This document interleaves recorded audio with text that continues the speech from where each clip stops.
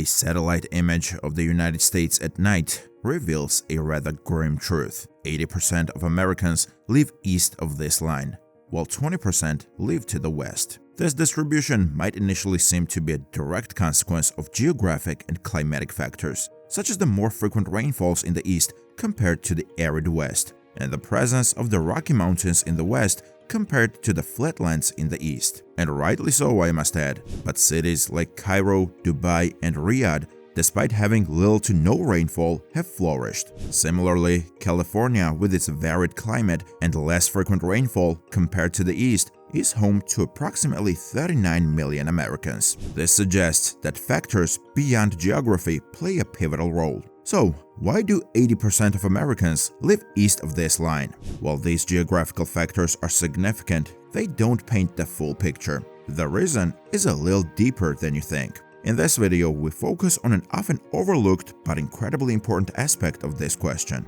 the history of America. We trace back to the early European settlements, like the 13 colonies, exploring where they settled, why they chose these locations, and how these decisions have led to the uneven settlement patterns we see today. The first known Europeans to reach North America were Norse explorers led by Leif Erikson around the year 1000. They attempted settlements in Vinland, believed to be in what is now Newfoundland in Canada, but were unsuccessful. However, this Norse exploration of North America was not widely known in Europe at the time. It was the voyages of Christopher Columbus, starting in 1492, that brought widespread awareness of the existence of the American continent. Following Columbus's discovery in 1492, Spain quickly initiated the colonization of North America. Spanish explorers like Ponce de Leon discovered Florida in 1565. England also started establishing a presence, with notable figures like Francis Drake plundering Spanish settlements and establishing an English settlement in North Carolina in 1587.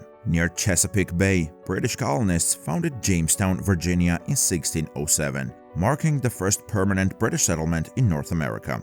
The French also had settlements along the Atlantic coast, particularly in the area known as Acadia, which includes part of modern-day Maine. Notice how most of the settlements remain east of this line. This is not a mere coincidence. All the 13 original colonies of the United States were located on the east coast. Not a single one was to the west, at least not initially.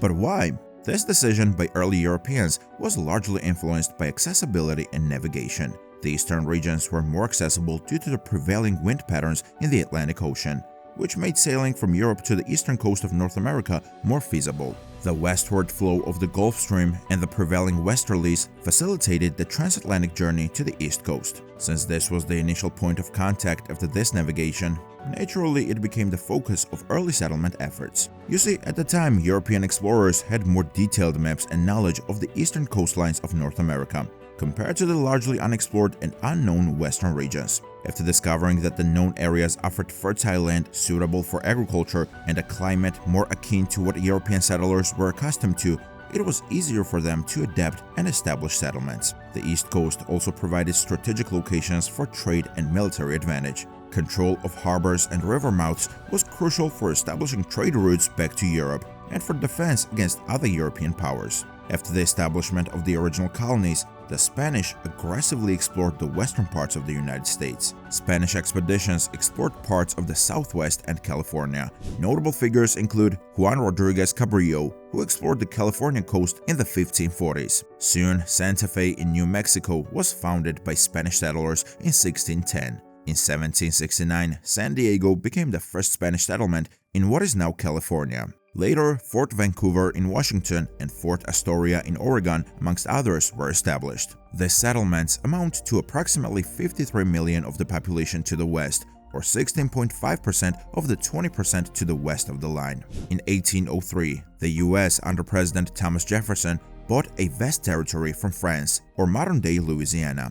This acquisition provided the US with control over crucial geographical locations like the Mississippi River and the port of New Orleans, essential for trade and navigation. The discovery of resources and the promise of fertile land for agriculture in the West attracted settlers. The California Gold Rush of 1849 is a prime example, where the discovery of gold brought a massive influx of people to the Western territories. The US government, under the Homestead Act of 1862, encouraged westward expansion through policies which offered 160 acres of public land to settlers for a minimal filing fee. The only requirement was to improve the land by building a dwelling and cultivating crops, which led to a significant movement of families to the west. Advances in transportation, such as the construction of the Transcontinental Railroad, completed in 1869, made travel to and from the Western Territories faster, safer, and more accessible. This encouraged migration and facilitated trade and the movement of goods. The concept of manifest destiny emerged in the 19th century,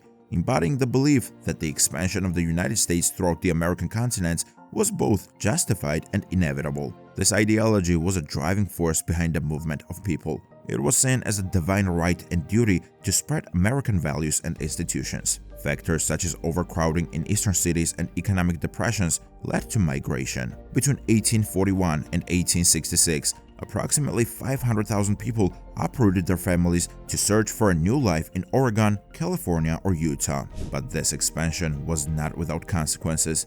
It led to the displacement and suffering of Native American populations. Eventually, the expansion came to a halt. The natural geography of the North American continent presented significant challenges. The Rocky Mountains, harsh desert areas like the Mojave and Sonoran deserts, and the vast Great Plains region posed substantial difficulties for travel, settlement, and agriculture. Finally, towards the late 19th and early 20th centuries, there was a growing movement to preserve natural landscapes and resources. This was preceded by rapid industrialization and unregulated exploitation of natural resources, which led to environmental degradation. This prompted the establishment of national parks and protected areas. This movement, championed by figures like John Muir and President Theodore Roosevelt, placed certain regions off limits to development and settlement. Roosevelt declared the Grand Canyon a national monument, paving the way for its later status as a national park. Muir's advocacy was crucial in the creation of Yosemite National Park in California.